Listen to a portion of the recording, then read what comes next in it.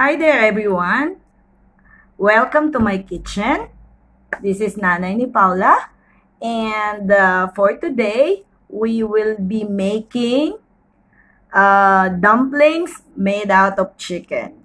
So come on, let's go! And welcome to my kitchen. Samahan niyo ako. Maggagawa tayo ng chicken dumplings.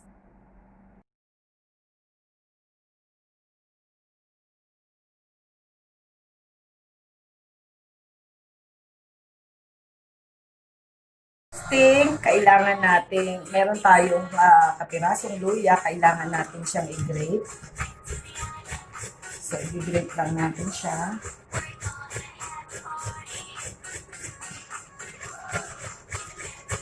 Actually, ito yung kailangan natin siyang maging puree. Pero maganda kasi yung ginag-grate. Grate lang tayo. So, after nating mag-grate ang ating ginger, so, dito naman tayo sa ating bawang. So, i-mash lang natin. Ihahalo din natin siya doon. Yung 5, so, tuloy lang natin. Hanggang makuha natin yun.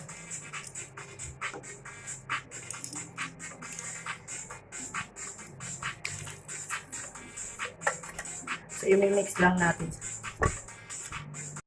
So, after natin siyang mag-grate, so, ihaluin lang natin para mag-mix. Then, ilagay natin siya sa bowl. So, for our dumplings, ito ang ating mga ingredients. So, ito yung natapos natin kanina na mixture as puree ng garlic and ginger.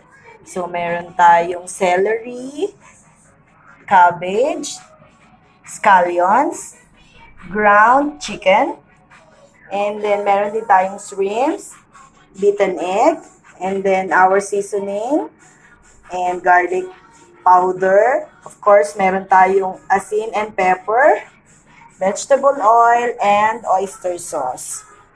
Actually, pagsasama-samahin lang naman natin sila.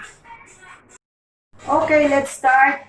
All we need to do is i-mix lang natin. Unahin natin ang cabbage.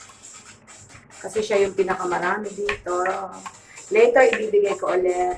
Same like as my other videos. Ang ingredients is ibibigay ko after. So, sunod natin ang ground chicken.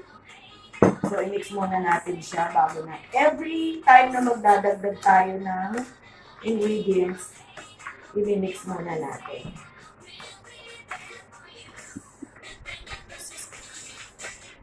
Then, scallions. Mix ulit tayo. Then, ang ating celery.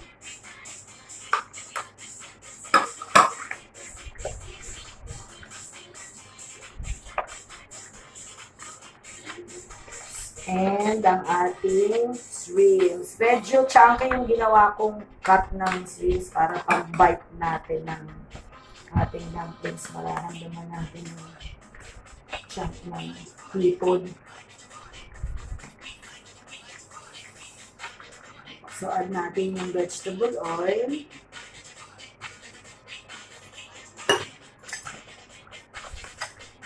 And ang ating oyster sauce.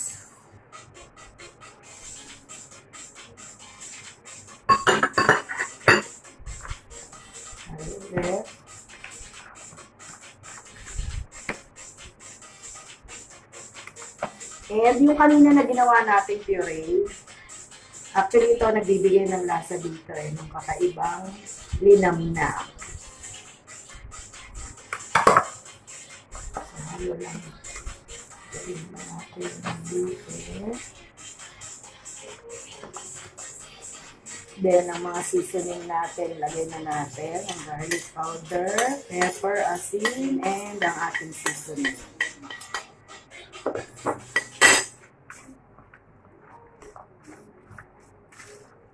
Halo lang tayo.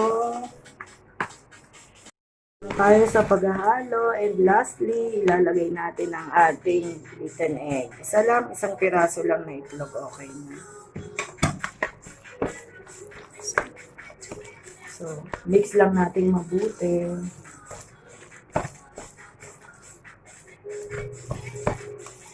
And let it sit for around 30 to 1 hour. 30 minutes to 1 hour.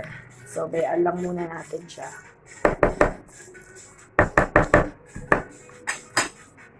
So, after 30 minutes, so, pwede na tayo ngayong magbalot ng ating.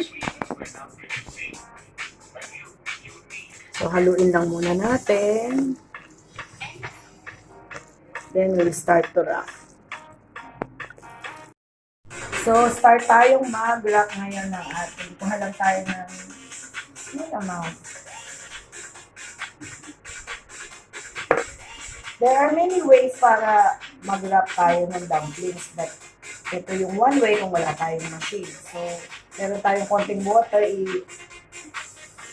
yung edges nung gamitan lang natin ng tinidor.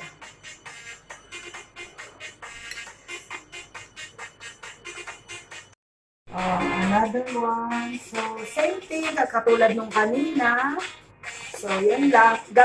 Round lang yung ginamit natin na wrapper. So, yan lang. Same as before. So, kakailanganin natin ng konting water lang. Tapos, same thing, yung edges ng wrapper, isisil natin ng pork. So, there you go. Now, so may ginawa tayong ilang pieces. So now, kung i-stack natin siya, magdidikit-dikit siya. So, kailangan natin ng konting flour. So, ganyan lang. So, same thing. So, ang reason lang kung bakit kailangan natin siyang lagyan ng flour is pag in-stack natin siya, hindi siya magdidikit-dikit. So, pag pinry natin siya, or ilalagay natin siya sa ref,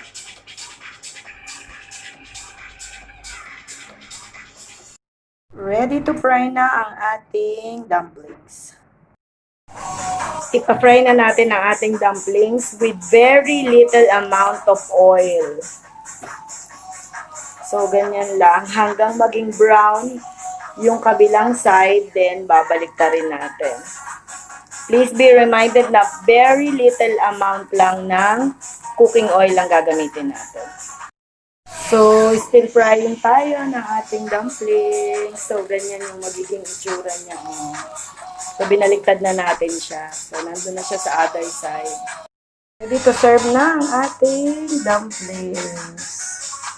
Samahan niyo kaming kumain.